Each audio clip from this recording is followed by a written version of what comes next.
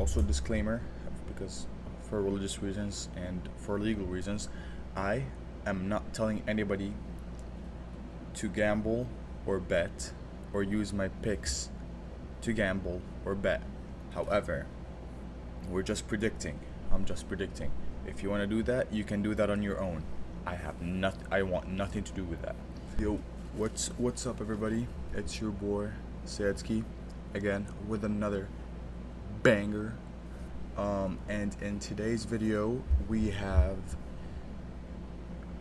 my predictions for UFC 318. So, without any further ado, I bring to you UFC 318 picks and tricks. So, starting off with the card, we have the women's flyweight. We're gonna skip right through that because nobody cares about that. In the very next fight, we have in middleweight, the middleweight division, we have Jay McVee, an undefeated prospect from the US, facing against a more experienced Ferreira. There is a 6 years gap between both of them, and Ferreira is currently sitting in at a minus 600, up against a plus 400 on McVee. Now, here's the thing, right? No. Anyways, so my honest predictions. Now let's take a look at Ferreira's last couple of fights. He submitted his last opponent in 2025, and he lost to Abus Magomedov, who lost to Sean Strickland. Anyways, he has more experience than McVee. He's a 13-2 prospect with 9 with all finishes. By the way, all of his wins coming in finishes. So he's 32 years old, and he's 5'10", where McVee is standing at 6'4". What a big guy. And he also have 100% finish rate. So basically what I'm trying to say is that this fight is 100% gonna end up in a finish, either by Ferreira or McVee. My guess, since McVee has been very consistent, has been very hybrid. However, the people he's been finishing was against a guy who was an 0-1, and the fight before that against Jay Williams, it was against a guy who was an 0-8. What I'm trying to say is that I'm not taking anything away from McVee. I'm not saying that he's a bad fighter. He's a very well-rounded, established fighter. However, he doesn't have the same experience as Ferreira. And on top of all of that, his opponents are not top-tier opponents like UFC opponents. So with this fight, I'm gonna go with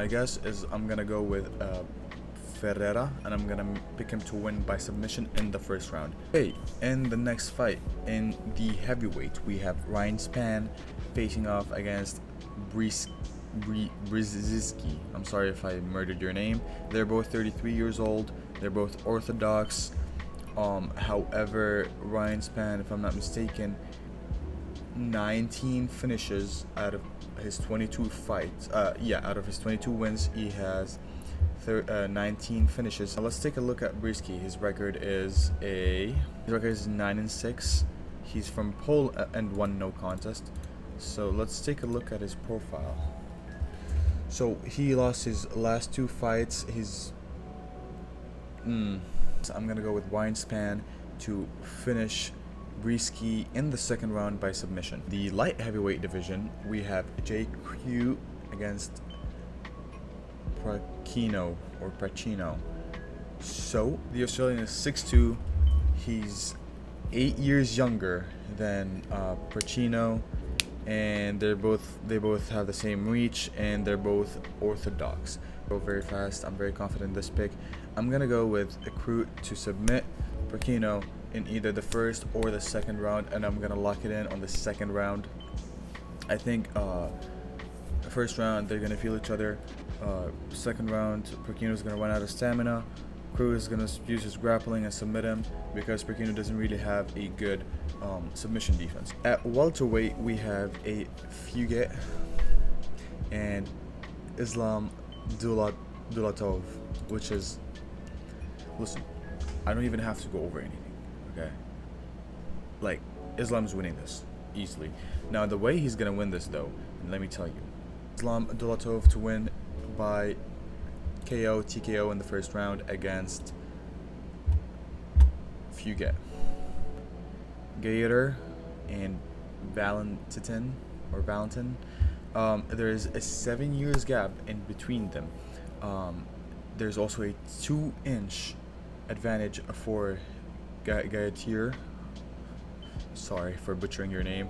However, he does have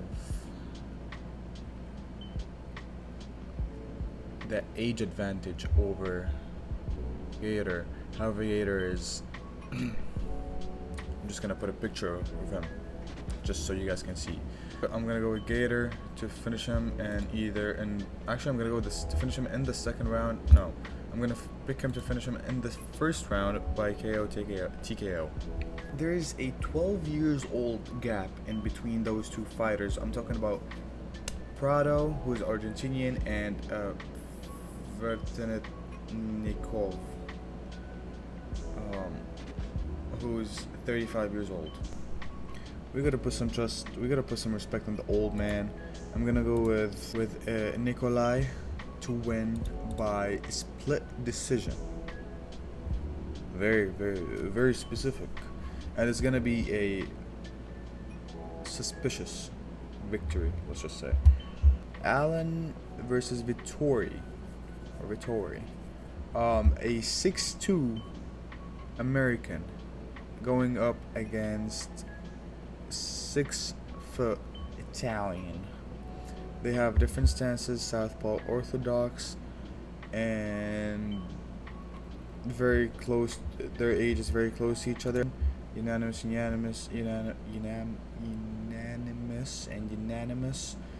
So I'm gonna go with Vittori for this one, even though he's the underdog in this fight.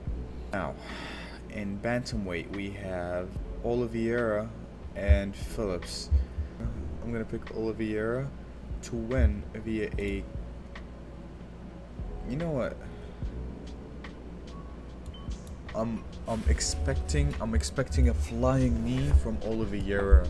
We have 5 impressive fights that I'm really looking forward to go over them. Daniels Zellhuber and Michael Johnson. Daniel is expected to heavily win this matchup because, let me tell you, there's a 13 years difference between both of them. You have Johnson, who's 39 years old, and you also have Daniel, who's 26 years old, who's probably not yet in his prime. Daniel has all of the advantages. Personally, I'm gonna go with, honestly, even though the odds are very big, I feel like Johnson is gonna put up a good fight against Daniel, even though he is plus 400. And okay, sorry for lying. I'm gonna go with Daniel to win via a unanimous decision against Johnson.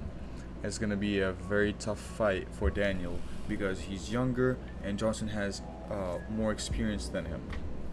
My legend, not really, but he's a very amazing fighter, Dan Ige against Pitbull. There's a 5 years old difference between them. Pitbull recently he's been and then you have Dan Ige, my GOAT, of course, the GOAT, the best, the greatest of all time, Dan Ige. They're both grapplers, so do not expect a submission. Do not expect a heavy wrestling match, from my opinion. They're both gonna. I'm gonna go with Dan Ige to win via split decision. It's gonna be a very close fight, but it's gonna be a it's gonna leave a mark in his legacy for sure. Kevin Holland against Daniel Rodriguez.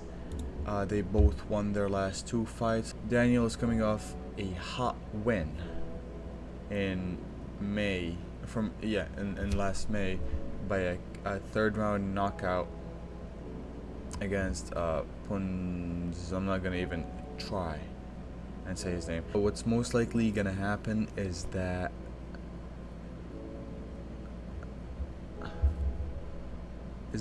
Kevin Holland will win, or hopefully, inshallah, is gonna win against Daniel Rodriguez. And the way of win, I think it's gonna be a kind of boring fight. It's not gonna be too fast. However, I feel like Kevin is gonna come in very hot in the third round, and he's gonna TKO Daniel Rodriguez because Daniel's gonna be gassed. Co-main event of the evening, we have Paulo Costa against Kopilov. Same age, different stances. It's a very interesting fight because Paulo Costa's last couple of fights, I think he lost to Sean Strickland via split decision. He lost to Robert Whittaker by unanimous decision, and he got knocked out by Izzy Adesanya in 2020. He did not fight this year so far. He hasn't fought in over exactly a year, 1 month and 17 days. So that's something to keep in mind. Kopilov fought early this year, and I think on the same card as Paulo Costa last year as well. He knocked out Chris Curtis, which is very, very impressive. Yeah, I'm gonna go with Roman to knock out Paulo Costa, not knockout, but TKO Paulo Costa in the second round, and it's gonna be a very fun fight to witness. Now, ladies and gentlemen, the main event of the evening, we have Max Holloway against Dustin Poirier. It's a very close fight. It's Dustin's retirement fight. It's Max Holloway's important fight to put a stamp on his fighting history and fighting legacy.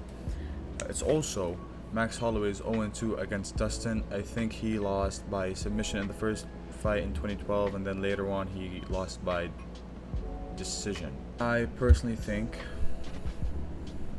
even though it's Dustin Poirier, even though it's the diamond, however, the diamond has been broken a couple times now, and I honestly think that Max Holloway is gonna come in very hot because he can't go 0-3 against not only Alexander Volkanovski but also against Dustin Poirier. That cannot happen. So what's gonna happen is this, right?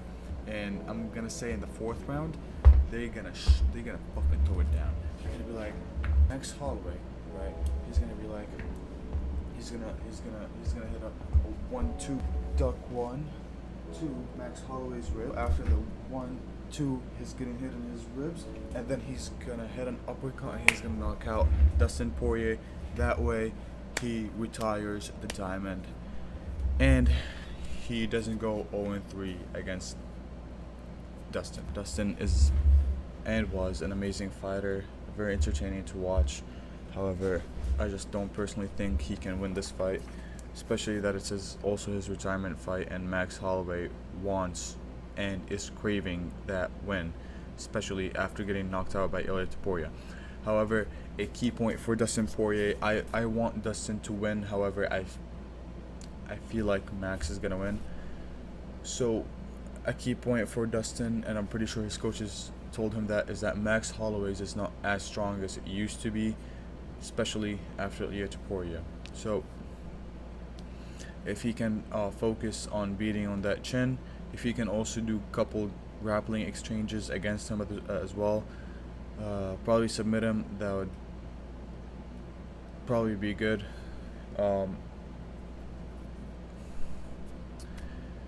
Yeah, that's pretty much it. Also, I'm very sorry. I'm very, very sorry for not uploading for a little while. I've been experiencing some life changes, so I just gotta suck it up.